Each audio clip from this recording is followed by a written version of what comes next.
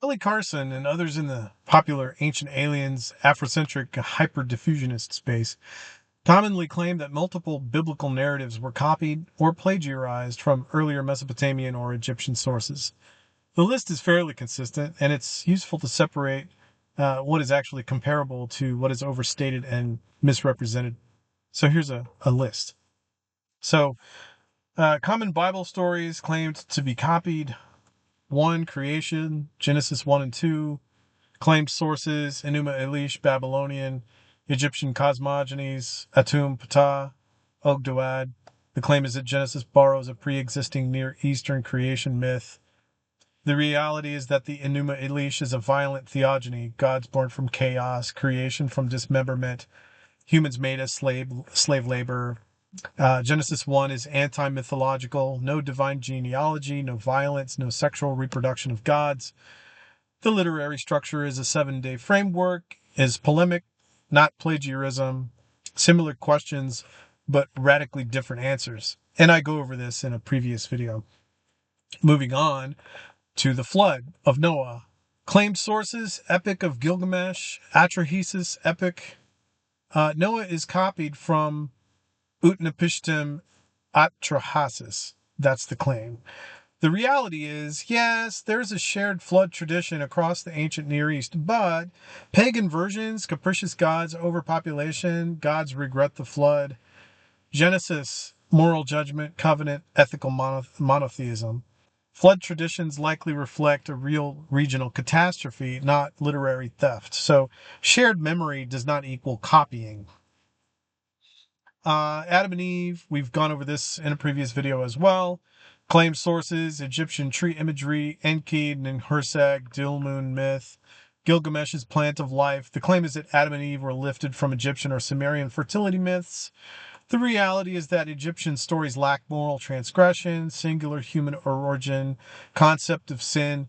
Genesis centers on obedience, moral agency, and exile, not fertility cycles. Tree imagery is universal symbolism, not evidence of borrowing. Symbol overlap is not narrative dependence. Cain and Abel. Claimed sources: Sumerian Dumuzi versus Enkidu.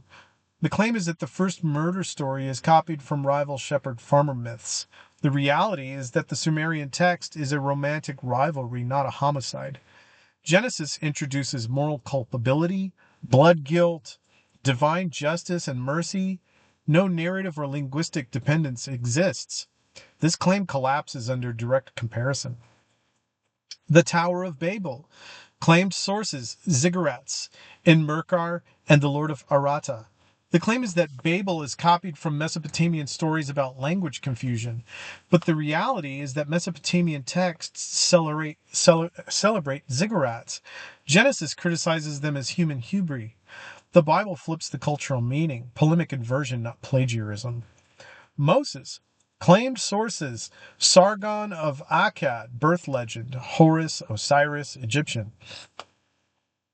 The claim is that Moses is copied from Sargon or Egyptian god kings, but the reality is that the exposed infant trope is common worldwide. Moses is explicitly anti-divine. No deification, no throne inheritance. He dies outside the promised land. Sargon stories glorify kingship, but Exodus critiques it. A shared trope does not equal shared theology. The Ten Commandments. Claimed sources: Code of Hammurabi, Ma'at, Egyptian moral order. The claim is that the biblical law is copied from earlier law codes, but the reality is that Hammurabi is class-based justice. The Torah is equal moral accountability before God. Torah law embeds ethics within covenant, not royal propaganda. Influence does not equal copying. Resurrection or afterlife. Claimed sources: Osiris myth, Egyptian Book of the Dead. The claim is that the Christian resurrection is Egyptian, but the reality is that Osiris is cyclic, mythological, and non-historical. The Jewish and Christian resurrection is bodily, linear, eschatological. No dying and rising God in Judaism. It's a category error. So the core pattern behind these claims, Billy Carson and similar figures rely on superficial parallels, ignoring genre differences, chronological exaggeration, equating symbolism with plagiarism, assuming cultural contact equals literary theft. They rarely compare original languages or address theological intent, acknowledge polemical inversion, or use peer-reviewed scholarship. So the scholarly consensus across belief lines, even secular scholars, atheist scholars generally agree. The Bible exists within the ancient Near Eastern world. It often responds to, argues against, or reframes surrounding myths. Direct copying is not supported by textual evidence. Key voices here would be John Walton, evangelical Ain scholar, Mark Smith, Ugaritic Hebrew Bible, James Hoffmeyer, Egyptologist, William Dever, secular archaeologist. So, in one sentence, the Bible didn't copy ancient myths. It dismantled them and rebuilt the worldview from the ground up.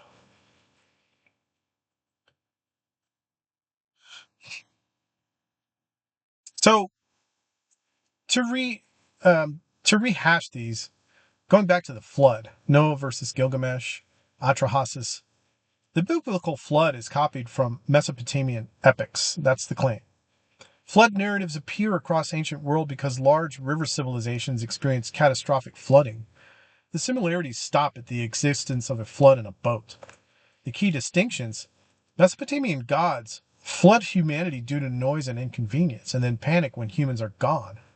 Genesis presents a moral judgment followed by a covenant, not divine regret. Pagan flood heroes gain immortality, but Noah does not. This is not borrowing, it's ethical reframing of a shared memory. Cain and Abel, farmer versus shepherd myths. The claim is that Cain and Abel derive from Sumerian stories, but Sumerian text is courtship rivalry resolved peacefully. There's no murder, no moral condemnation, no divine justice. And then Genesis introduces intentional homicide, blood guilt, individual moral responsibility, but there's no narrative, thematic, or theological continuity. With the Tower of Babel, ziggurats, Mesopotamian texts celebrate ziggurats as cosmic bridges, but Genesis condemns them as expressions of human hubris. So the Babel story explains linguistic diversity, critiques imperial centralization, subverts Mesopotamian religious ideology.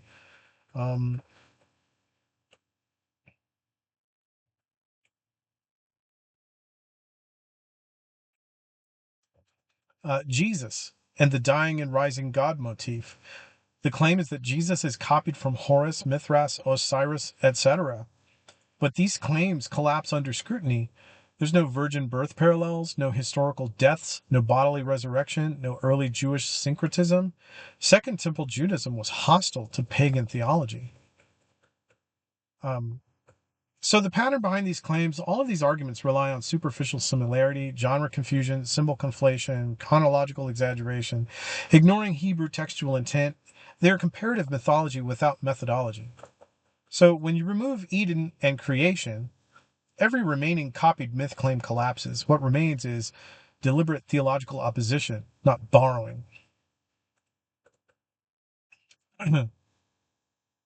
So as far as the flood, what the claim needs to prove but usually doesn't, to show copying, you'd need evidence of direct literary dependence, shared unique phrases, structure, or unmistakable editorial seams.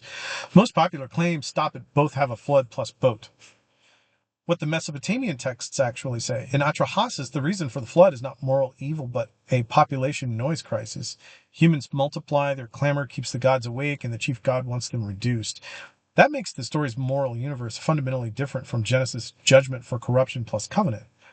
In Gilgamesh, Tablet 11, the flood is a divine decision taken in council, and the survivor's story functions inside an epic about mortality, Gilgamesh's quest, not ethics. Why the similarities exist without plagiarism? Flood stories are exactly what you expect in a civilization belt built on unpredictable river systems. A shared catastrophic flood memory can yield convergent motifs, boat, animals, survivor, without textual copying. The decisive difference: ethicizing the tradition. Even scholars who think Israel's flood tradition is genetically related to Mesopotamian tradition note Genesis has been ethicized. It turns into a mythic disaster It turns a mythic disaster into moral judgment and covenant. That's not copy. That's a reframing with a new theology.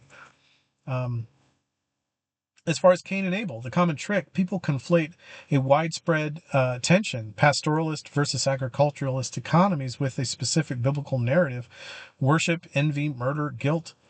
Why the proposed source doesn't match. The Sumerian type shepherd versus farmer disputes are typically status, romance, competition stories, not moral narratives about homicide and culpability.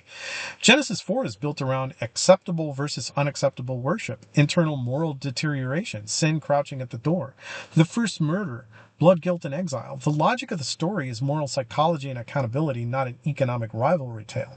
That mismatch is exactly what you'd expect if someone is grabbing surface motifs, job types, and calling it plagiarism. So the bottom line, both have a shepherd and a farmer.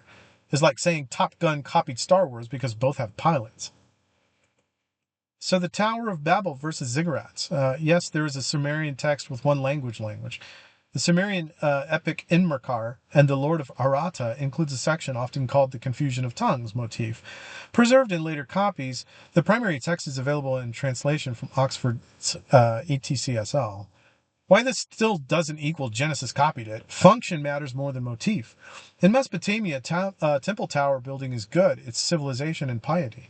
In Genesis 11, the project is framed as human self-exaltation and centralized pride. So even if Genesis is aware of the cultural world of ziggurats, it obviously is, its move is subversion. It takes an imperial religious symbol and turns it into critique. That's not they borrowed a story, that's they attacked an ideology using a story form their audience would recognize. Moses' birth versus the Sargon birth legend, Horus motifs. The Sargon comparison is weaker than people think. The Sargon birth legend, as we have it, is not a pristine 3rd millennium text. Scholars often note the version behind modern comparisons is associated with much later transmission and ideological use. Even if you grant the basket on a river motif, that motif is not unique. It's a classic exposed infant who survives folktale pattern. The bigger point, Moses is an anti-king. Sargon stories function to legitimate kingship. Moses' arc does the opposite. He does not become king. He confronts kings. He dies outside the land. He is never deified. That is the opposite narrative logic of royal foundation legends. What about Horus? People mash together a dozen Egyptian motifs and then claim direct equivalence. But the Osiris-Isis-Horus cycle is primarily about kingship succession plus cosmic order, or Ma'at, not a historical liberation leader. Exodus as Egyptian myth recycling. This one usually runs on vibes, not texts. A real copying case would cite a specific Egyptian narrative with a clear plot match: oppression, plagues, judgment, mass departure, covenant identity. Egyptian religion and royal ideology overwhelmingly tends to sacralize Egypt's order and Pharaoh's legitimacy. The Osiris cycle, for example, is the mythic backbone of kingship and the afterlife order, not a slave liberation template. So what Exodus is doing reads far more like anti-Egyptian polemic than Egyptian borrowing. It's a sustained dismantling of divine kingship pretensions, not a retelling of them. If the Israelites were copying Egyptian myth, why is the story a demolition of Egypt's theological claims? Biblical law versus Hammurabi Ma'at. Earlier laws exist does not imply plagiarism. Law codes existed because complex societies need them. The question is, what kind of moral world do they encode? Hammurabi's code explicitly varies punishments by social class, free, elite versus commoner versus enslaved. That's not a minor feature, that's a totally different moral architecture. Torah's law is conventional, not merely royal. So the codes often function as royal legitimation. Look at the justice the king provides. Torah law is, excuse me, Torah law is embedded in covenant identity. A people bound to God, not merely subjects of a king. Ma'at isn't 10 commandments in Egypt. The 42 declarations, negative confessions, are not commandments given to a nation. They're typically framed as affirmations of innocence in an afterlife judgment context. So even when individual moral statements overlap, I have not murdered, the genre and function are completely different. Resurrection, afterlife. Christianity copied Osiris, Book of the Dead. Osiris resurrection is not the same category. Egyptologist Jan Assmann describes the Osiris myth as, first, the Egyptian myth of the state, kingship, and only secondarily about death and resurrection. Osiris becomes ruler of the dead. The story anchors legitimacy and cosmic order. Biblical resurrection is eschatological and ethical. Jewish Christian resurrection in its classic form is end of history, tied to justice, bodily restoration, and a renewed order. Osiris is mythic, cultic order in cyclical time and kingship symbolism, not a historical once-for-all eschatological claim. So resurrection exists in Egypt doesn't get you they copied it. It gets you lots of cultures have afterlife language, but they mean different things. Jesus copied dying and rising gods, Osiris, Mithras, etc. This category is widely criticized in scholarship. A major problem is that dying and rising gods became a sloppy comparative bucket. Jonathan Z. Smith's work is famous for arguing the category was built from late ambiguous evidence and imaginative reconstructions. Mithras. The viral claims are simply wrong. The basic iconography has Mithras born from rock, not a virgin mother. So when someone lists virgin birth, 12 disciples, December 25th, they're often repeating modern meme chains, not ancient sources. Why early copying is culturally unlikely. Second Temple Judaism was famously jealous for monotheism and resistant to idol cults. Early Jesus movement theology arises from that inside that ecosystem, not as an easy syncretistic blend. Even when Jews did adopt surrounding practices, it was controversial, which is why biblical texts are packed with polemics about it. All of that being said, thanks for tuning in.